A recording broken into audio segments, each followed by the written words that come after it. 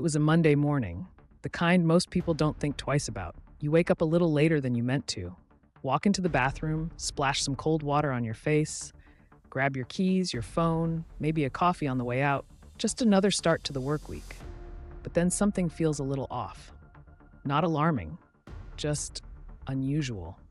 A message that never gets answered. A call that goes straight to voicemail. A car that should be sitting in the driveway, but isn't. For 24-year-old Jennifer Kesse, that ordinary Monday morning in January 2006 would quietly turn into the beginning of a mystery. Investigators are still trying to understand nearly 20 years later. Jennifer was living in a condominium complex in Orlando, Florida. It was quiet, the kind of place people move to because it feels comfortable and safe. Part of the reason she chose it was exactly that. It felt secure. Friends later said Jennifer was someone who paid attention to her surroundings. She noticed things. She was careful, the kind of person who took small precautions others might not think about. And that's one of the reasons what happened next would confuse so many people. Just days earlier, Jennifer had returned from a vacation in St. Croix with her boyfriend. Back at her condo, her suitcase still sat near the entrance. The trip was over. Life was returning to normal.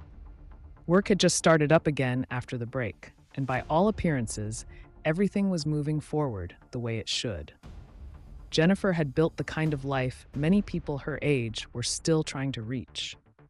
At just 24 years old, she had graduated with a degree in finance and landed a strong job as a financial manager. She had even purchased her own condominium, something most people in their early 20s don't get the chance to do. From the outside, everything looked steady, normal. There was nothing about that Monday morning that suggested anything was about to go wrong. Inside the quiet condominium complex near Conroy Road, Jennifer was getting ready for work. The same routine she'd followed hundreds of times before.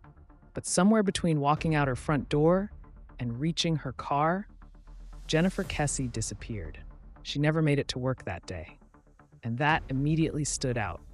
Jennifer was known for being dependable, focused, responsible.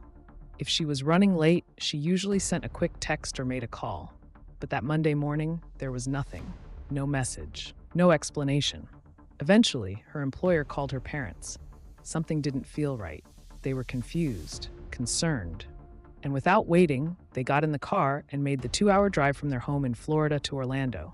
They needed to see for themselves what was going on. Because by the time they arrived at Jennifer's condo, they would realize something much bigger had happened.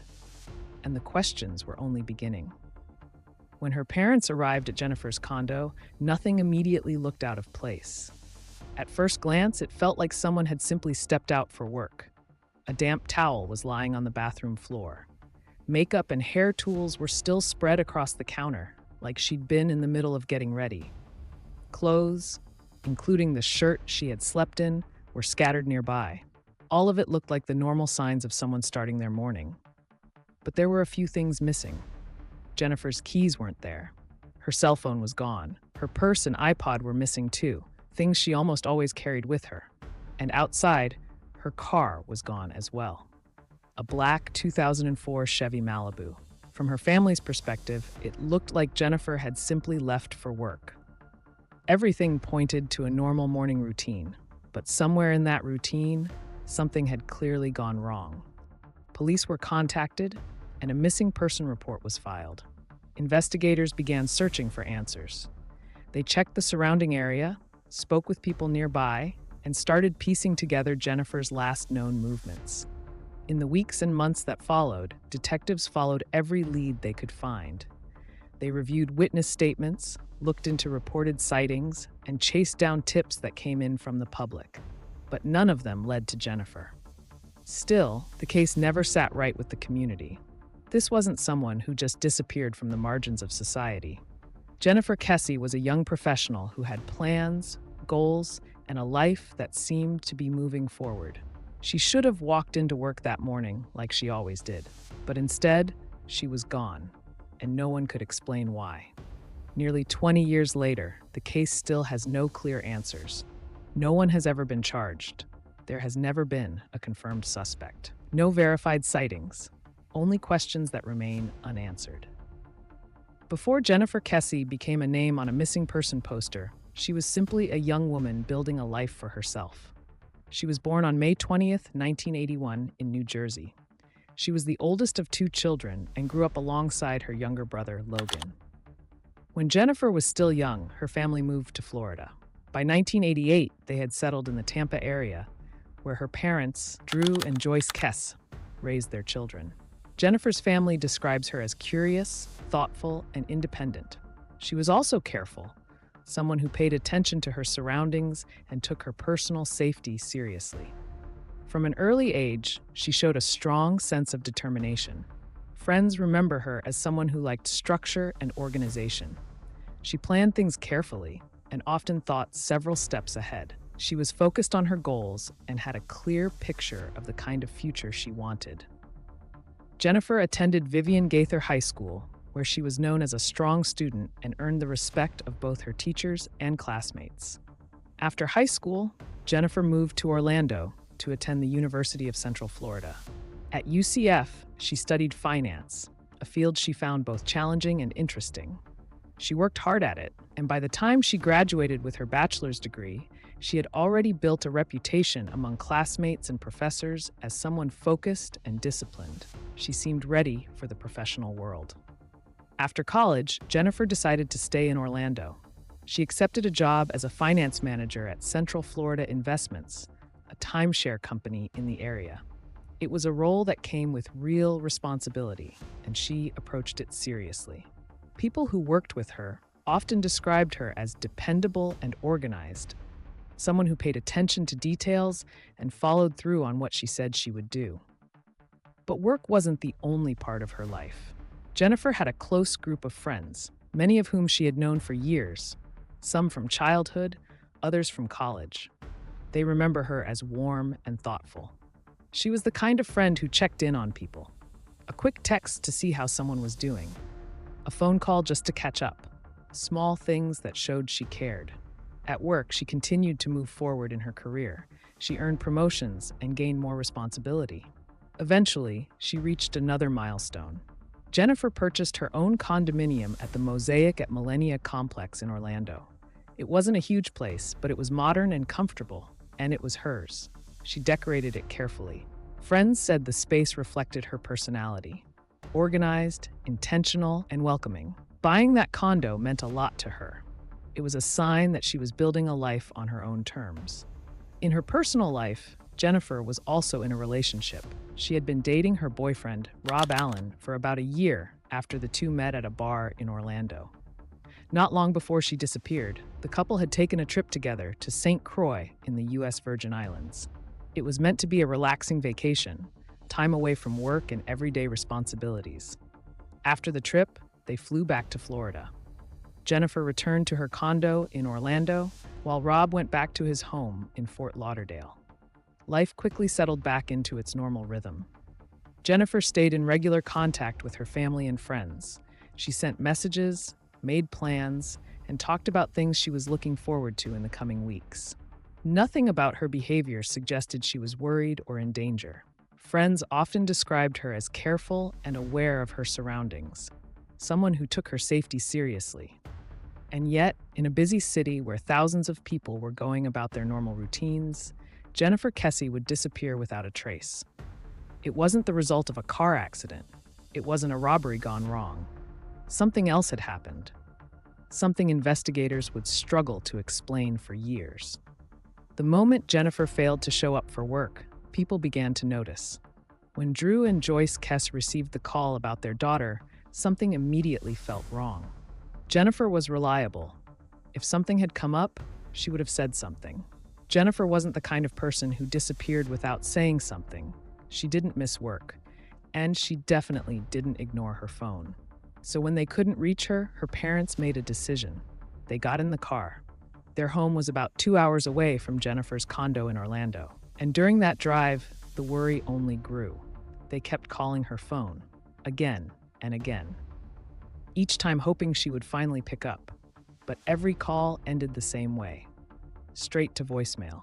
When they finally arrived at the condominium complex later that day, something small caught their attention right away. Jennifer's car wasn't there. Her Her black 2004 Chevrolet Malibu was missing from its usual parking spot. At first, the condo itself didn't seem unusual, but once they stepped inside, the details started to tell a different story.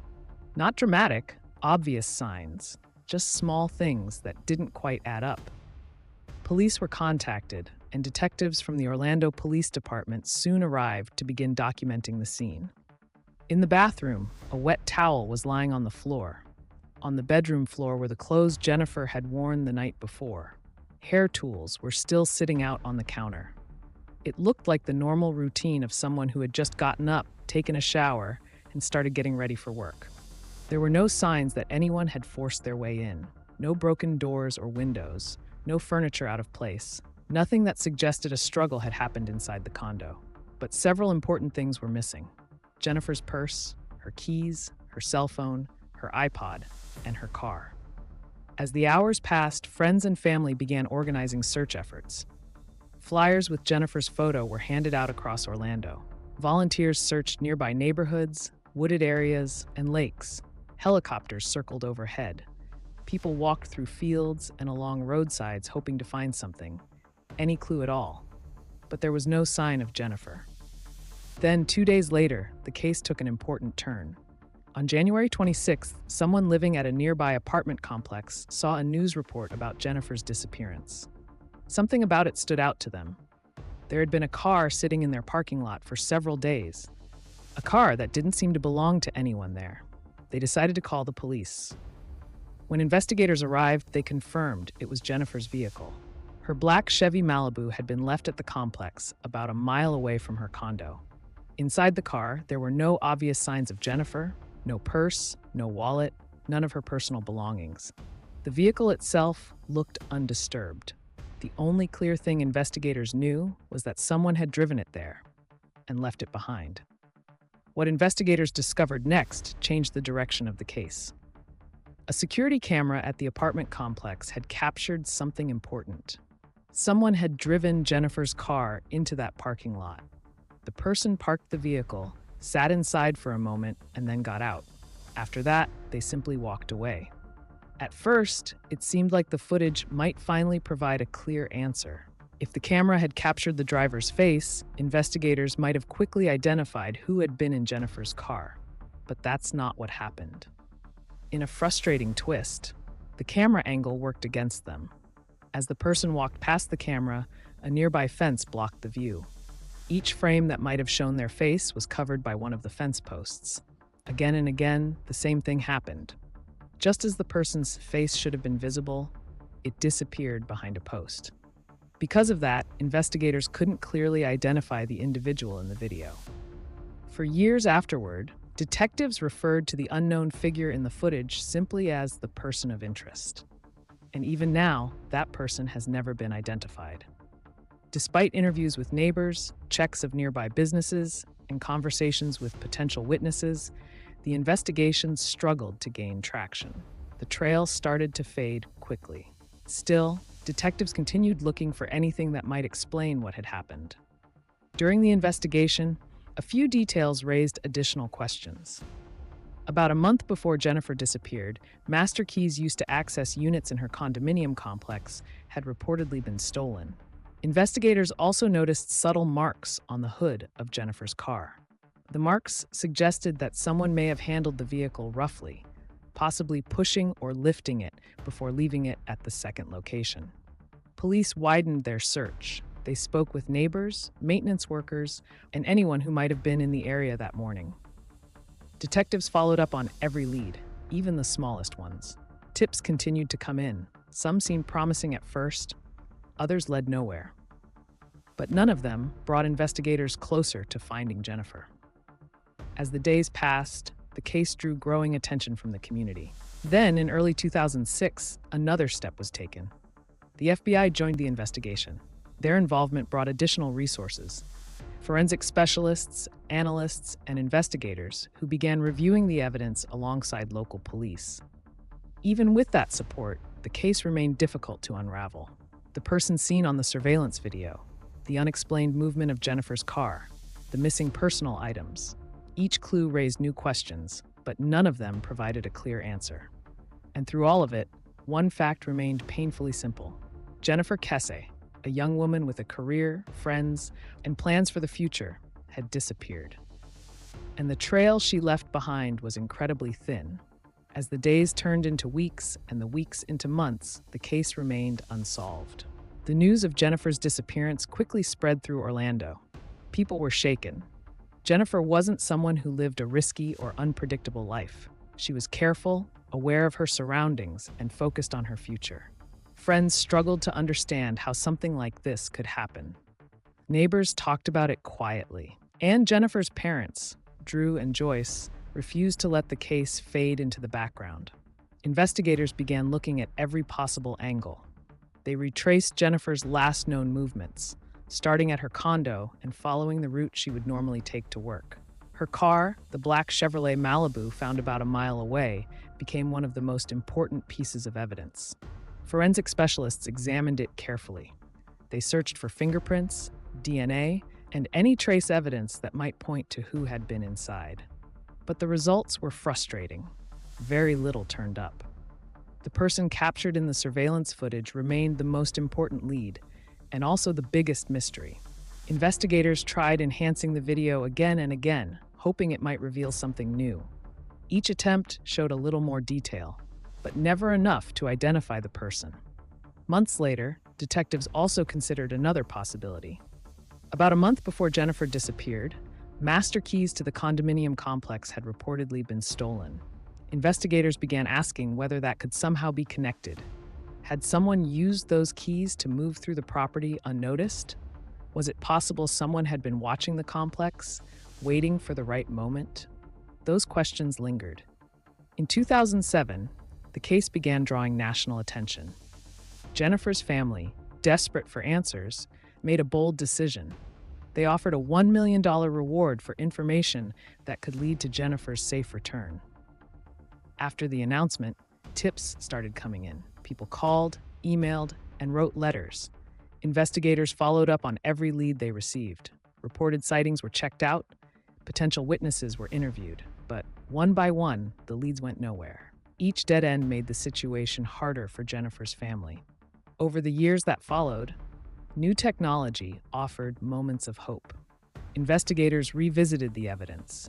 They reviewed the surveillance footage again, looked at phone records, and explored forensic techniques that hadn't been available when Jennifer first disappeared. Still, the trail remained difficult to follow. Jennifer had not been found, and the person seen in the surveillance footage remained unidentified. But the investigation didn't stop. In 2010, the case was moved to a cold case unit. The goal was simple: bring in fresh investigators and re-examine the evidence with modern tools and new perspectives. Evidence that hadn't been fully analyzed back in 2006 was sent out for DNA testing. Detectives reviewed old witness statements. They re-interviewed employees from the apartment complex and looked again at details that may have been overlooked early in the investigation. Even the smallest piece of information was reconsidered, in the hope that something, anything, might finally point them toward what happened to Jennifer Kesse. The case never disappeared from the public eye. Local news outlets in Orlando continued to revisit Jennifer's story over the years. Each time they did, they reminded people of two things: the unusual circumstances of her disappearance and the determination of her parents to keep searching for answers. That continued attention mattered. It kept pressure on investigators, and it reminded the public that Jennifer's case was still open and that someone out there might still know something. By 2022, more than 16 years after Jennifer vanished, there was a small but meaningful development. The Florida Department of Law Enforcement reopened the investigation through its cold case division. Investigators began reviewing the evidence again, this time using newer technology that wasn't available back in 2006. Previously untested DNA was examined. The old surveillance footage was analyzed again, using modern tools designed to enhance low-quality video. For the first time in years, there was a sense that new technology might reveal something that had been missed before. Then, in late 2025, Jennifer's father, Drew, shared another update. Advanced software, including artificial intelligence, was being used to study the original security footage from the parking lot where Jennifer's car was found. The hope was simple, that modern tools might finally help identify the person seen walking away from the vehicle. After nearly 2 decades, there was at least a possibility that the footage could provide answers. Still, one question continued to sit at the center of the case. Who took Jennifer Kess? Investigators also considered whether the person responsible might have been someone Jennifer knew. But when detectives spoke with the people closest to her, friends, coworkers, family, they found no clear warning signs. No threats, no serious conflicts, no suspicious relationships.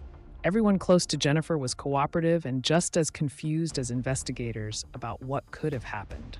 Over the years, several individuals were looked at as possible persons of interest, but none of them could be directly tied to Jennifer's disappearance. Some were cleared through alibis. Others were ruled out through DNA testing or lack of evidence. Even so, the uncertainty remained. The investigation faced a number of challenges. There were few surveillance cameras in the area at the time. Witness memories became less reliable as the years passed, and the physical evidence investigators had to work with was limited from the beginning. Despite those obstacles, Jennifer's parents refused to let the case fade away. Drew and Joyce Kessie became strong advocates for their daughter. They pushed for continued investigation, requested access to case files, spoke with detectives, and encouraged the public to report anything that might help. They never stopped asking questions. And the case itself still feels like a puzzle made up of separate pieces. A young woman with no known enemies, a car left behind just a mile from her home, a figure caught on grainy surveillance footage, and a set of stolen keys that may or may not be connected. Each detail raises new questions, but none of them, on their own, tells the full story. Jennifer Kessie was more than a missing person case. She was a daughter, a friend, and a young woman who had her whole life in front of her. Plans to chase, goals to reach, and experiences she was just beginning to step into. For her parents, Drew and Joyce, her disappearance left a gap that never really closed. Years passed, but the questions never did. They lived with the uncertainty every day. The frustration of not knowing what happened, and the quiet hope that maybe, somewhere, one small clue would finally lead them to Jennifer. The loss was felt beyond her family, too. People in the community, neighbors, coworkers, friends, remembered Jennifer for who she actually was. She was organized, thoughtful, ambitious, and someone people genuinely liked being around. When she disappeared, it shook people. It reminded everyone that even normal routines can change in an instant, and that looking out for one another really matters. Over time, Jennifer's story also pushed changes in how missing person cases are handled. Law enforcement agencies and advocacy groups began putting more focus on better record keeping, stronger security in apartment communities, and making sure cold cases don't get pushed aside and forgotten. Through it all, Jennifer's parents never stopped showing up for their daughter. They followed every lead they could, stayed in contact with investigators, and kept Jennifer's name in the public eye. Their determination became something people recognized, a reflection of how far parents will go when they refuse to give up on their child. Today, technology is offering a small but meaningful sense of hope. New tools, like AI-assisted video analysis and updated DNA testing, are giving investigators another chance to look at the evidence with fresh eyes. Each improvement, each new review of old material, carries the possibility, even if it's a small one, that the answers people have been waiting for might finally come to light. For Jennifer, the legacy she left behind is both deeply personal and widely felt. To the people who knew her, she wasn't just a name in the news.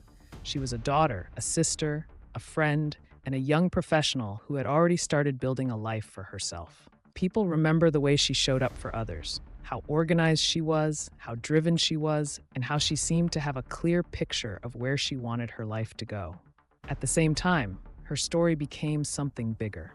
It's a reminder that every missing person case is about a real person, someone with plans, relationships, and people who still wake up every day hoping for answers. Behind every investigation are families who are still waiting, still searching, still holding on to whatever hope they can. Jennifer's family has held on to that hope for years. Not just hope for closure, but hope for the truth. For the day when the person seen in that surveillance footage is finally identified.